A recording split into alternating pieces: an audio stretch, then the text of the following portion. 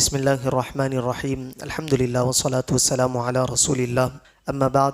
جیسا کہ پچھلے درس میں ہم نے سورۃ البقرہ کی آیت نمبر 259 کی تلاوت، ترجمہ اور تفسیر سماعت کی، جس میں اللہ تبارک و تعالی نے ارشاد فرمایا، کیا تم نے اس شخص کو نہ دیکھا جس کا ایک بستی پر گزر ہوا اور وہ بستی اپنی چھتوں کے بل گری پڑی تھی؟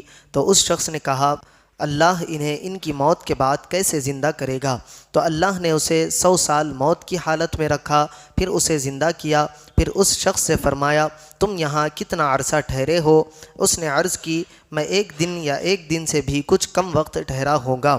اللہ نے فرمایا، نہیں بلکہ تو یہاں 100 سال ٹھہرا ہے، اور اپنے کھانے اور پانی کو دیکھ کہ ابھی تک بدبودار نہیں ہوا، اور اپنے گدھے کو دیکھ جس کی ہڈیاں تک سلامت نہ رہی، اور یہ سب اس لیے کیا گیا تاکہ ہم تمہیں لوگوں کے لیے ایک نشانی بنا دے، اور ان ہڈیوں کو دیکھ کہ ہم کیسے انہیں اٹھاتے یعنی زندہ کرتے ہیں، پھر انہیں گوشت پہناتے ہیں۔ تو جب یہ معاملہ اس پر ظاہر ہو گیا تو وہ بول اٹھا، میں خوب جانتا ہوں کہ اللہ ہر چیز پر قادر ہے۔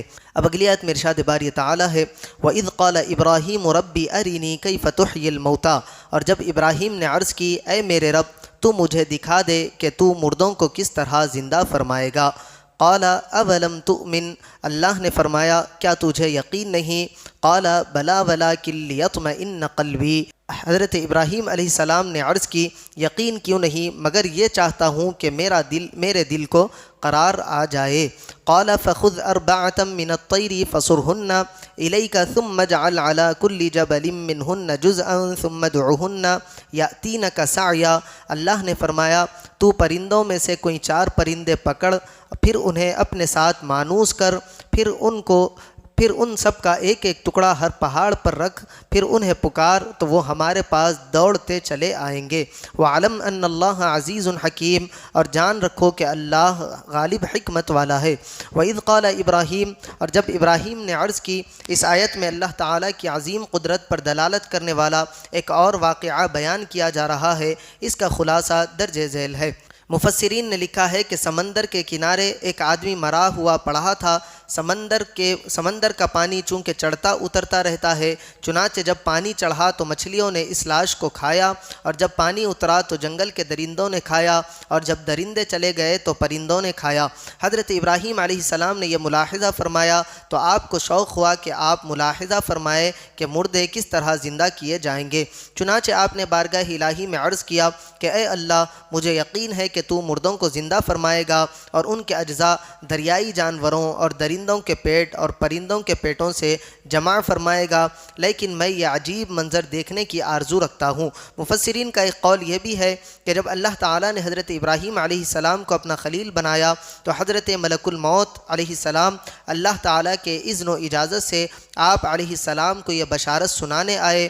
آپ نے بشارت سن کر اللہ تعالیٰ کی حمد کی اور ملک الموت سے فرمایا کہ اس خلت یعنی خلیل بنائے جانے کی نشانی کیا ہے؟ انہوں نے عرض کیا کہ دلیل یہ ہے کہ اللہ تعالیٰ آپ کی دعا قبول فرمائے گا اور آپ کے سوال پر مردہ زندہ کرے گا۔ تب آپ نے یہ دعا کی کہ اے اللہ، مجھے دکھا کہ تو مردوں کو کس طرح زندہ کرتا ہے۔ اللہ تعالیٰ نے فرمایا، کیا تمہیں اس پر یقین نہیں؟ اللہ تعالیٰ عالم الغیب والشہادہ ہے، اسے حضرت ابراہیم علیہ السلام کے کمال ایمان اور یقین کا علم ہے۔ اس کے باوجود یہ سوال فرمانا کہ کیا تجھے یقین نہیں، اس لیے ہے کہ سامعین کو سوال کا مقصد معلوم ہو جائے اور وہ جان لے کہ یہ سوال کسی شک اور شبہ کی بنا پر نہ تھا۔ چنانچہ حضرت ابراہیم علیہ السلام نے عرض کی، یقین کیوں نہیں، لیکن میں چاہتا ہوں کہ یہ چیز آنکھوں سے دیکھوں تاکہ میرے دل کو قرار آ جائے، اور خلیل بنائے جانے والی صورت پر معنی یہ ہوگا کہ اس علامت سے میرے دل کو تسکین ہو جائے کہ تو نے مجھے اپنا خلیل بنایا۔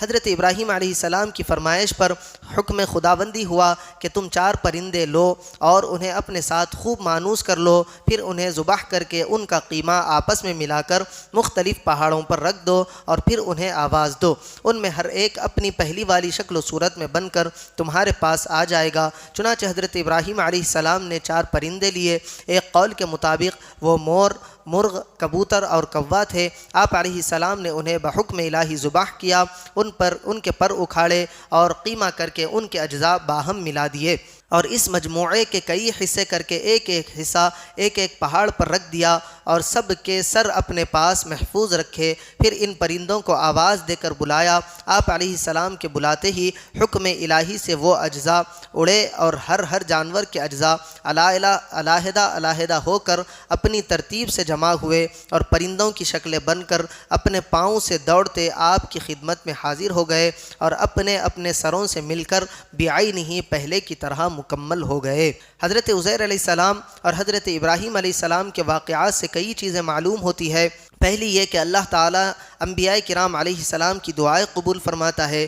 دوسری یہ کہ انبیاء کرام علیہ السلام کی دعاؤں سے مردے بھی زندہ ہوتے ہیں۔ تیسری یہ کہ اللہ تعالیٰ انبیاء کرام علیہ السلام کی خواہشات کو پورا فرماتا ہے۔ چوتھی یہ کہ جتنا یقین کامل ہوتا ہے اتنا ہی ایمان بڑھ جاتا ہے۔